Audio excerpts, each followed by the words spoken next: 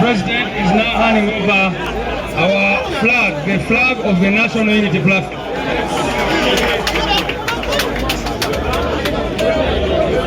You know your flag. Abantu bano ekumi gyabadde balwana okufuna wakati President atubadde mu butongole.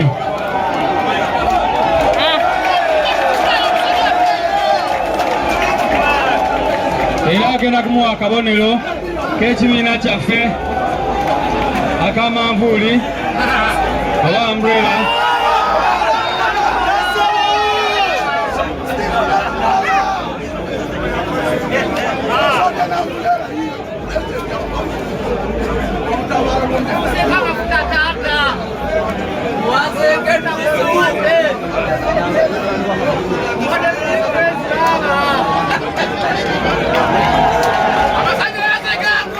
People power, our power.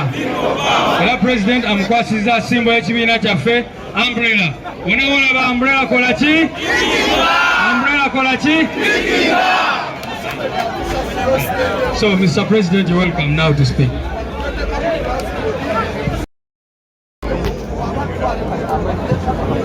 Thank you very much. SG, mic check. I think this one. People power, our power, NUP, everywhere. Kunga Kawempe kunga, kunga Kawempe kunga, kunga Kawempe kunga, kunga Kawempe kunga. Thank you very much, comrades. I'm going to be very brief.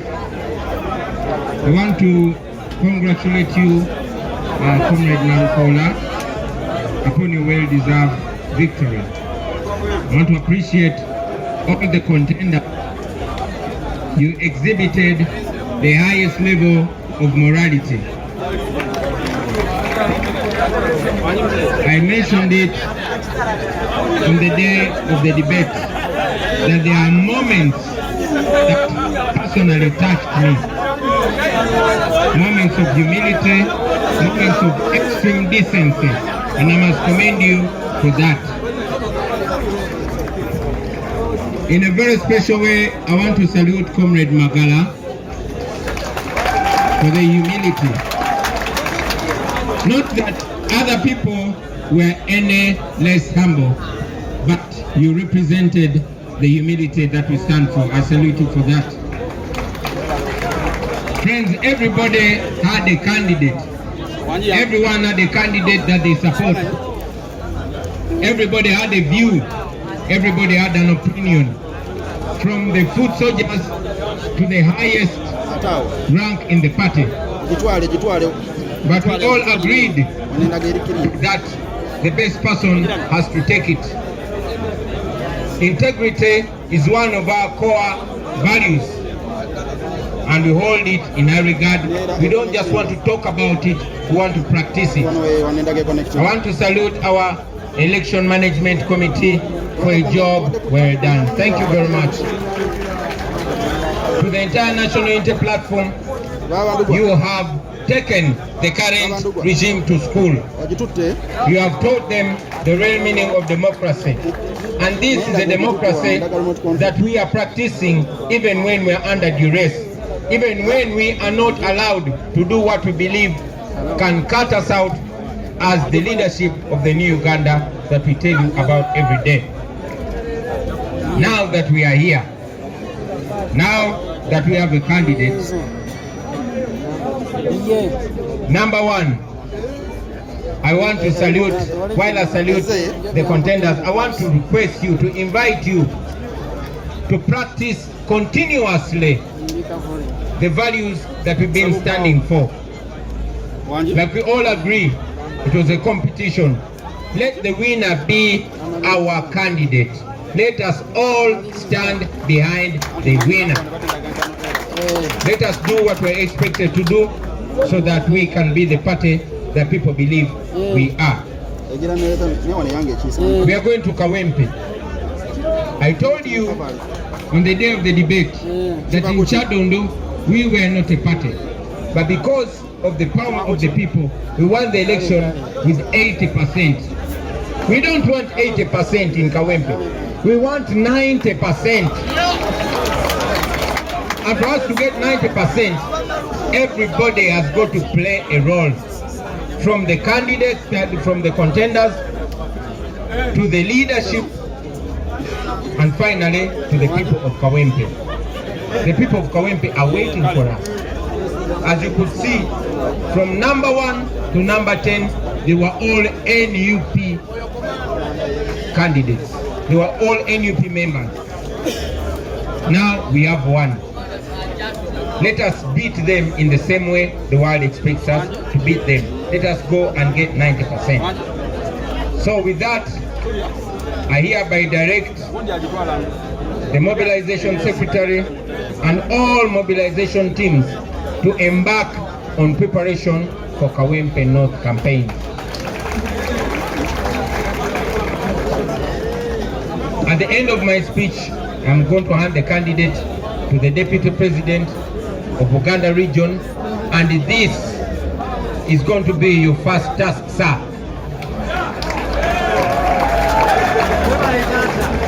And like we all said, we want 90%. Obozijawa, twagala 90%. Basebo ne banyabo. Njagala okubayozaayoza mwenna aba National Unity Platform okutuuka ku kkula lino. Njagala okuyozaayoza mwenna abeesimbayo, abeesowolayo okuvuganya okutukiikirira mweno campaign egenda okubaawo mu Kawempe North. Njagala okubeebaza olw'okwoleka empisa n'obuntubulamu n'obukulu mu bwongo bye mwolesezza. Temulabye mbasebo ne banyabo kuwemula, temulabyemu kulangiragana, temulabyemu kuvumagana, temulabyemu kweswaza. Eyo gye bayita National Unity Platform. Mwebale nnyo, mwebalire ddala. Mubadde abantu 10 abavuganya ate nga mwenna muli balungi. Mwenna era mutukoze bulungi nnyo. Bangi batusanyusizza, bangi batukaabizza, bangi batukutte ku mitima. Byonna bibadde mu kaweefube ono okunoonya candidate.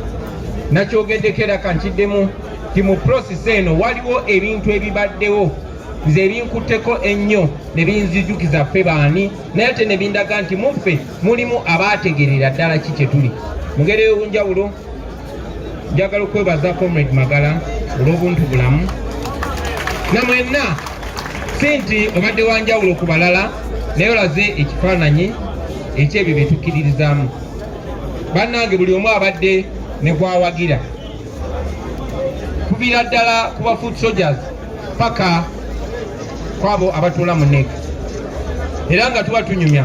Ono ng'ali ku sayidi eno, ono ng'ali ku sayidi ndala. Naye nga ffenna tuli ba NUP. Wabaddeyo eyo ababadde bawagira ennyo Nsereko Moses nga bamufiirako kubanga balina gwe badde baagala okuba ebikonde. Waliyo abalala nga bagamba kakiika kadi agiri bukiika. Waliyo abalala ng'omusanga nga yagamba nze saagala balala njagala Magala. Naye olwaleero akakiiko kaffe ak'ebyokulonda katulaze ebyannaggwano ajja okubikola ye Nalukoola. Sebo kandideeti waffe omulungi, twagala okuyozaayoza, yogayoga ne Sebo. Sebo nga tukwasa fulaga yaffe tugendamu obwesige nga bwe tulina mu bannaffe abalala. Naye okunoonyereza kwonna kutulaze tulina enkizo ku banno. Tugendamu obwesige, twesiga nnyo omutwe gwo, twesiga n'omutima gwo. Naye kitukoze bulungi nnyo ate n'otugamba tukulabire ku bikolwa byo. seba amaaso n'abatalina galubindi tugenda zifuna tukwetegereze bulungi tukuyigireko naffe tufuuke bannaggwano. Nze ng'omuntu kumanyidde emyaka mingi tuviira ddala mu gya 9 manyi nti wali musajja muyimbi nga bakuyita Dr. Dandi. Njagala okusaba oyo omuyimbi owedda omukukunuleyo naye omuteeke mu lweso otukulembere.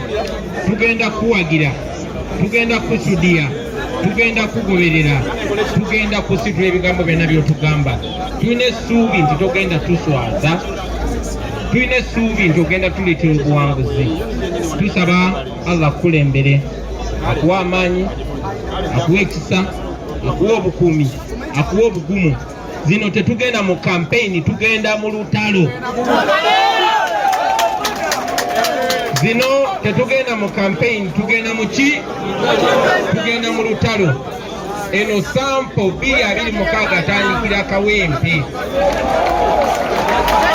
Tetwagala sijjasibwa MP bwe Kawempe kuba obwo twabuwangula dda, tugenda buddamu buzimvunula bibya. Twagala kukozesa nga seppulingi gye tuyimirirako okunonayo entebe yaffe ennene gye babba nabwe gyoyogeddeko.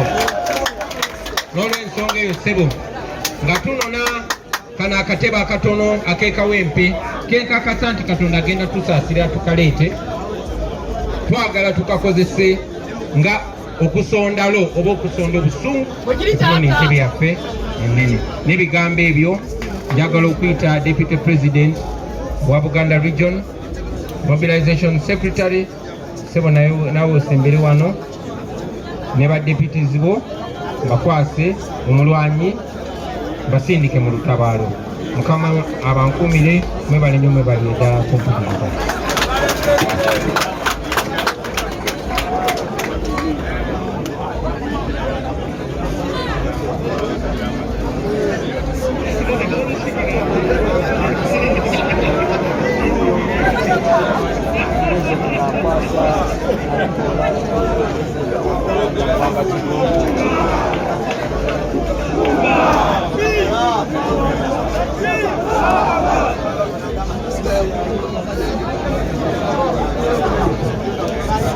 Mwebale nnyo mwebale ddala.